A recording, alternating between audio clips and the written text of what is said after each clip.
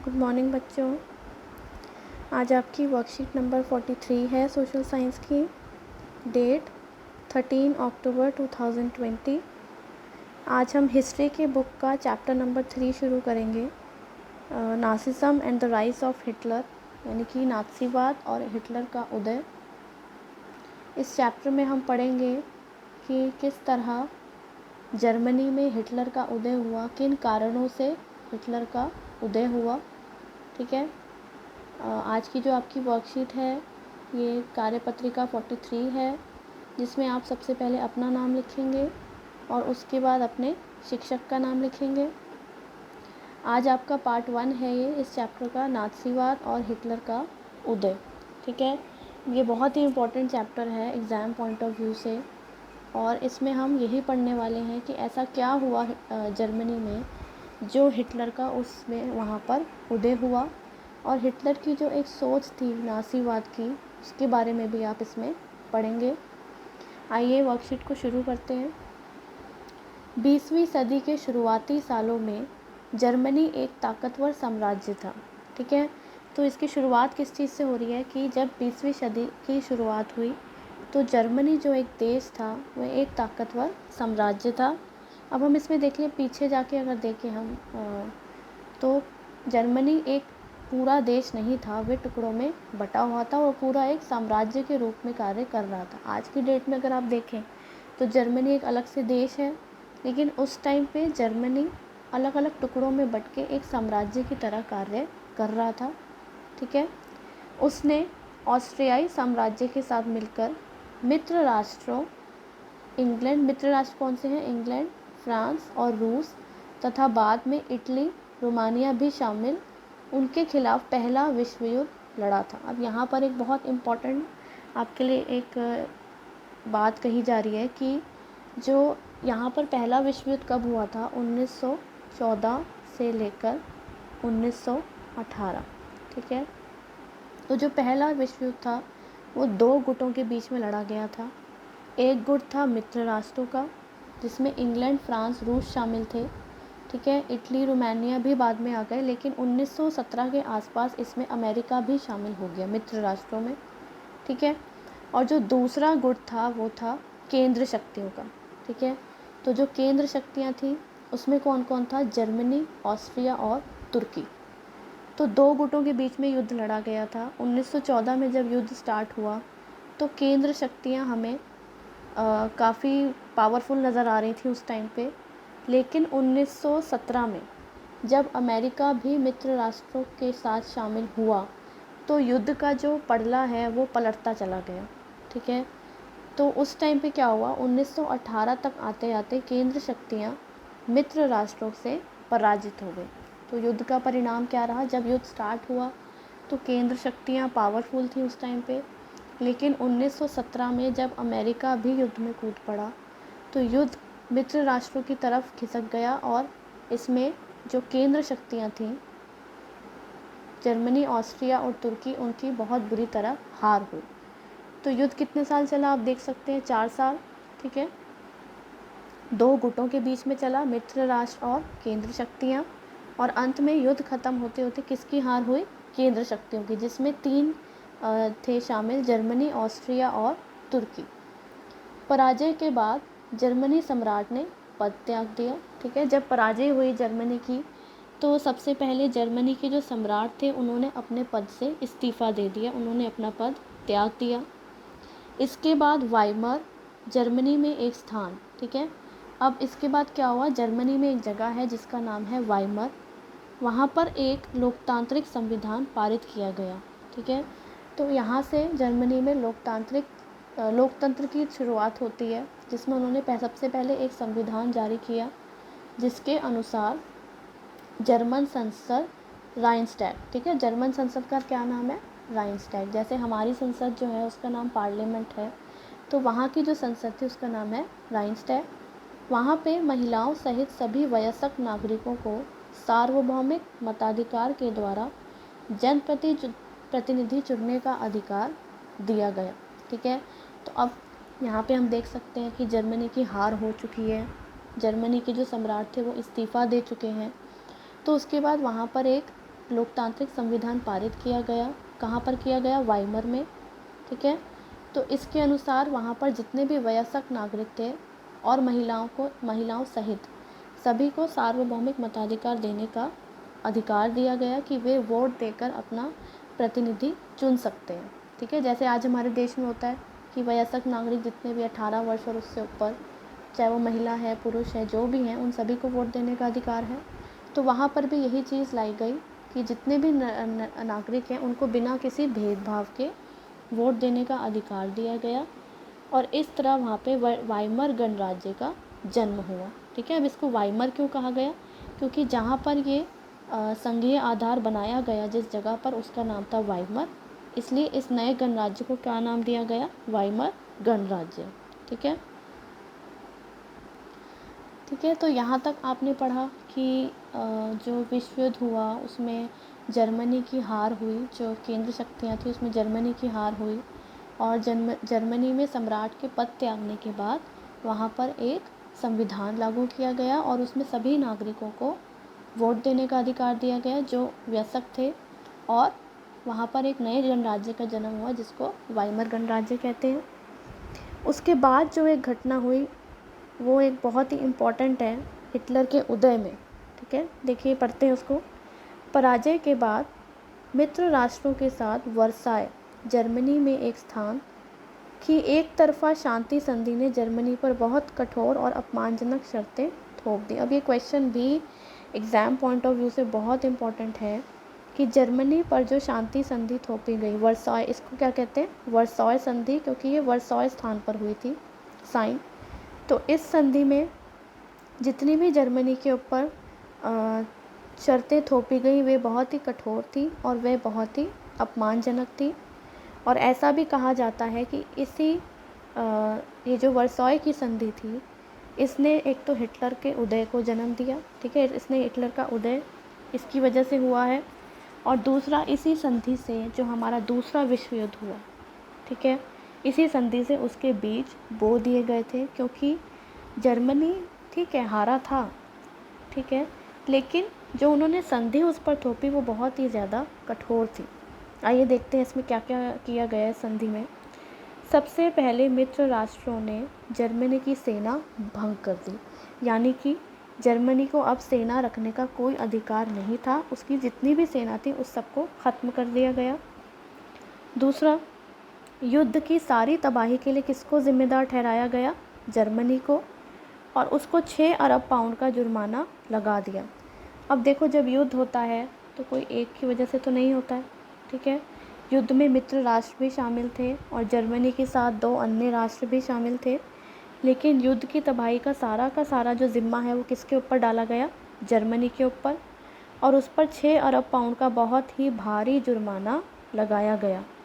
तो यहीं पर हम देख सकते हैं कि जर्मनी पर जो भी कार्रवाई की गई वो बहुत ही कठोर थी, क्योंकि ऑलरेडी युद्ध में हमारे जो काफ़ी सारे संसाधन लग जाते हैं, उसके बाद देश के पास इतना नहीं बचता कि वो इतना सारा जुर्माना दे सके, तो ये बहुत ज़्यादा कठोर जुर्माना था और तबाही के लिए ज़िम्मेदार भी जर्मनी को माना गया, जबकि युद्ध में तो शामिल सभी देश थे, सबकी उतनी ही जिम्मेदारी बनती है, लेकिन इन्होंने सारा का सारा किस पर डाल दिया? जर्मनी पर। तीसरा जो इन्होंने बहुत बड़ा काम किया वो था जर्मनी के खनिज संपन्न राइनलैंड इलाके पर कब्ज़ा कर लिया।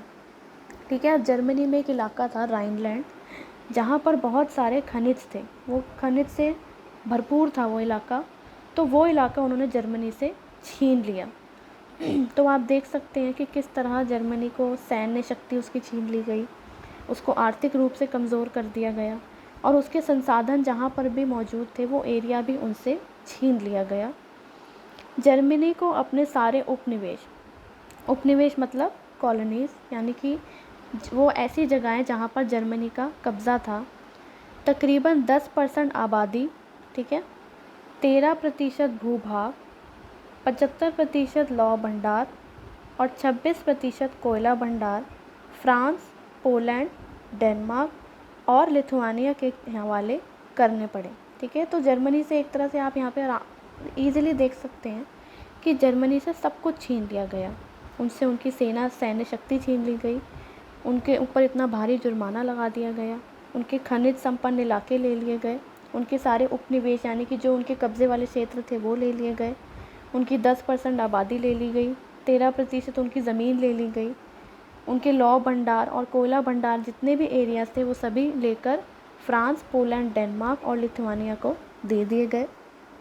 ठीक है, तो यहाँ पे आप देख सकते हैं कि ये जो कुछ भी हुआ जर्मनी में, इससे वहाँ के लोग बहुत ज़्यादा क्रोधित थे और उनमें ये था कि अब हमें इस चीज़ के लिए बदला लेना है, क्योंकि गलती सिर्फ जर्मनी की नहीं थी जो युद्ध हुआ था, लेकिन जितना भी जो इल्ज़ाम था वो किस पर आया, जर्मनी पर आया।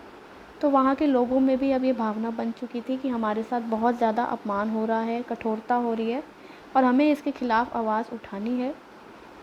तो एक तरह से ये संधि ही कारण है हिटलर के उदय का, और एक तरह से यहीं पर ही जो दूसरा विश्व युद्ध हुआ 1939 में, उसके भी बीज यहीं पर बो दिए गए थे। ठीक है, विडंबना ये थी कि पुराना साम्राज्य द्वारा किए गए अपराधों का हर्जाना नवजात वाइमर गणराज्य से वसूल किया जा रहा था। ठीक है, अब जो पुराना साम्राज्य था जिसमें सम्राट थे और जिन्होंने इस्तीफ़ा दे दिया, वो सारा हर्जाना उन्हीं के टाइम का था, क्योंकि युद्ध में हिस्सा सम्राट ने लिया था। लेकिन जो हर्जाना भरना पड़ रहा था वो नए गणराज्य को, नवजात मीन्स नया नया पैदा हुआ। ठीक है, तो जो वाइमर गणराज्य था उसका जन्म तो अभी अभी हुआ था जब संविधान लागू किया गया। तो जितना भी हर्जाना था वो किसको भरना पड़ रहा था, वाइमर गणराज्य को भरना पड़ रहा था। ठीक है, तो बहुत सारे जर्मनों ने न केवल इस हार के लिए बल्कि वर्साय में हुए इस अपमान के लिए भी वाइमर गणराज्य को ही जिम्मेदार ठहराया। ठीक है, तो जर्मनी के लोगों को क्या लगता था कि जितना भी हमारा नुकसान हो रहा है, जो भी हमारी हार हुई है, जो भी हमारे ऊपर कठोर शर्तें लगाई जा रही हैं, वो किसकी वजह से लगाई जा रही है, वाइमर गणराज्य की वजह से।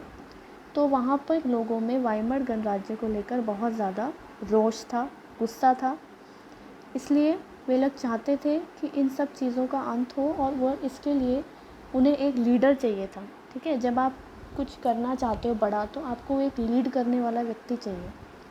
तो यहाँ पर उन्हें एक लीडर चाहिए था जो उनको लीड कर सके, उनको इस सारी कठोरता और अपमान से मुक्ति दिला सके। तो यहीं से हम देखते हैं कि कहीं ना कहीं हिटलर का जन्म हुआ।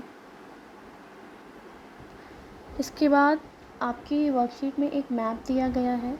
ठीक है, इसमें नीचे लिखा हुआ है वर्साय की संधि के बाद जर्मनी। ये मैप आपके बुक में भी, अगर आपको इसमें क्लियर नहीं दिखाई दे रहा है तो आप इसको बुक में ईजिली देख सकते हैं। ठीक है, तो ये वर्साय की संधि जो हुई थी उसके बाद का जर्मनी है। ये सारा एरिया जर्मनी के पास था।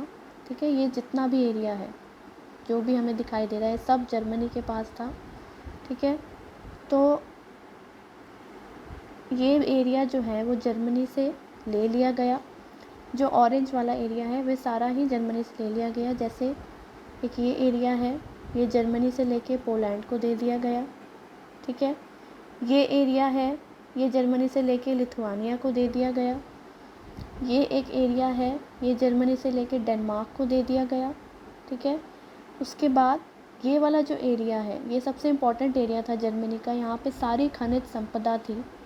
तो ये जो एरिया है लॉरेन और एल्सर्स, ये लेकर फ्रांस को दे दिया गया। तो आप यहाँ पे आसानी से देख सकते हैं कि जर्मनी से उसका बहुत सारा एरिया ले लिया गया, और इसमें जो सबसे इम्पॉर्टेंट एरिया था जिसमें खनिज संपदा थी जर्मनी की, वो लेकर किसको दे दिया गया, फ्रांस को।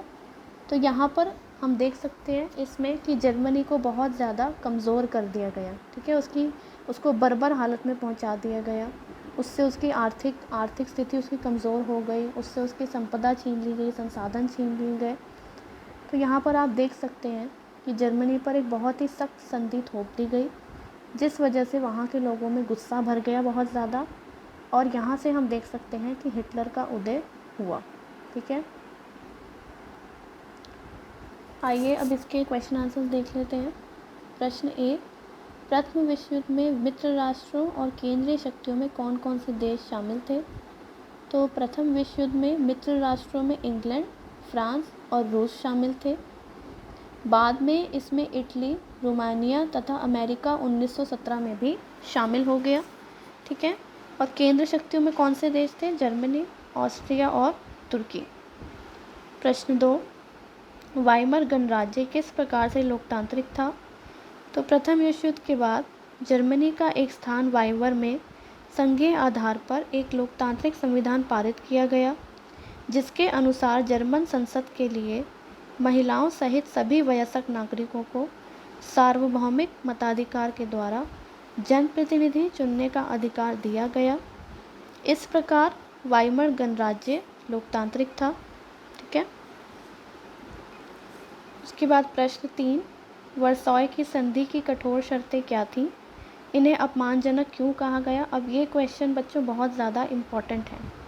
ठीक है, क्योंकि यहीं से हमारे हिटलर के उदय है और उनकी जो सोच थी एक नासिज्म की, उसका उदय होता है। तो आइए इसकी शर्तें देखते हैं। जर्मनी की सेना भंग कर दी गई। दूसरा, जर्मनी को युद्ध के लिए दोषी ठहराया गया और जर्मनी पर 6 अरब पाउंड का जुर्माना लगाया गया। उसके बाद जर्मनी का खनिज संपदा में धनी राइनलैंड इलाका फ्रांस को सौंप दिया गया। उसके बाद जर्मनी द्वारा विजित सभी प्रदेशों को छीन लिया गया।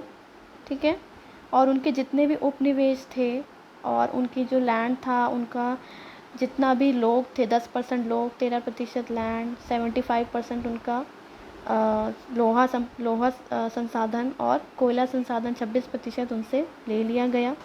ठीक है, और यह संधि अपमानजनक थी क्योंकि इस संधि के तहत जर्मनी को एक कमज़ोर राष्ट्र बना दिया गया तथा युद्ध के लिए अपराधी माना गया। ठीक है, इस संधि ने जर्मनी को हर तरीके से कमज़ोर कर दिया, सैन्य शक्ति से, आर्थिक रूप से, संसाधनों उसके छीन लिए गए, तो हर तरह से जर्मनी को कमज़ोर कर दिया गया। प्रश्न 4, आपके अनुसार युद्ध की सारी तबाही के लिए क्या जर्मनी को ही जिम्मेदार ठहराना सही था? अपने उत्तर का कारण लिखिए। तो आप लिख सकते हैं, मेरे अनुसार युद्ध की सारी तबाही के लिए केवल जर्मनी को जिम्मेवार नहीं माना जा सकता। इसके लिए सभी देश तथा उनकी नीतियां भी जिम्मेवार थीं। जितना जिम्मेवार जर्मनी था, उतने ही तबाही के लिए जिम्मेवार मित्र राष्ट्र भी थे। ठीक है, क्योंकि सब ने मिल के युद्ध लड़ा है। अगर कोई एक भी राष्ट्र पीछे हट जाता तो युद्ध नहीं होता, लेकिन सब युद्ध करना चाहते थे, तो जिम्मेवारी सबकी बराबर बनती है, सिर्फ जर्मनी की नहीं बनती है। प्रश्न 5, यदि आप उस समय एक जर्मन नागरिक होते तो वर्साय की संधि के प्रति आपके मन में क्या क्या भाव होते? ठीक है, तो अगर मैं उस समय एक जर्मन नागरिक होता या होती तो वर्साय की संधि मेरे लिए भी एक अपमानजनक संधि होती। ठीक है, किसी के लिए भी, चाहे आप हैं, चाहे मैं हूँ, चाहे कोई भी है, सबके लिए ये संधि एक अपमानजनक संधि है, क्योंकि इस संधि ने जर्मन राष्ट्र का सारा गौरव छीन लिया था और उसे एक कमज़ोर और जर्जर राष्ट्र बना दिया था। ठीक है, जब आपके राष्ट्र से सब कुछ छीना जा चुका है तो आपका सारा गौरव भी छीन लिया गया और आपको पूरी तरह से एक कमज़ोर राष्ट्र बना दिया गया। ठीक है, अब इसका लास्ट क्वेश्चन है, उपरोक्त मानचित्र का अध्ययन कीजिए और वर्साय की संधि के बाद जर्मनी द्वारा खोले गए 2 क्षेत्रों के नाम लिखिए। तो जो 2 हमारे जो क्षेत्र थे जो खनिज संपदा से बहुत ज़्यादा परिपूर्ण थे, वे थे अल्सेस और लॉरेन, जो किसको दे दिए गए? फ्रांस को। ठीक है, तो ये 2 एरियाज़ ऐसे थे जो जर्मनी से ले लिए गए और इनमें खनिज बहुत ज़्यादा थे और किसको दे दिए गए? फ्रांस को। ठीक है, और आज की जो आपकी वर्कशीट है उसमें एंड में एक कोविड से रिलेटेड संदेश है जो उचित व्यवहार संबंधी संदेश है। ठीक है, इसको आप ध्यान रखिए। कोविड क्योंकि बहुत ज़्यादा फैल रहा है तो ये संदेश बहुत ज़रूरी है। नियमित रूप से अपने हाथों को साबुन और पानी से धोते रहें। ठीक है, जब जब आप कभी बाहर जाएं या किसी चीज़ को छुएं तो आप नियमित रूप से अपने हाथों को साबुन और पानी से धोएं, ताकि अगर वायरस है भी तो वो आपके हाथों से हट जाए। तो ये कोविड से रिलेटेड जो संदेश है ये आप ध्यान रखें इसका और इसका पूरी तरह से पालन करें। और ये आपकी आज की वर्कशीट है। आई होप आपको समझ आ गई होगी और आप इसको आज ही करके अपने टीचर्स को भेज दीजिए। धन्यवाद।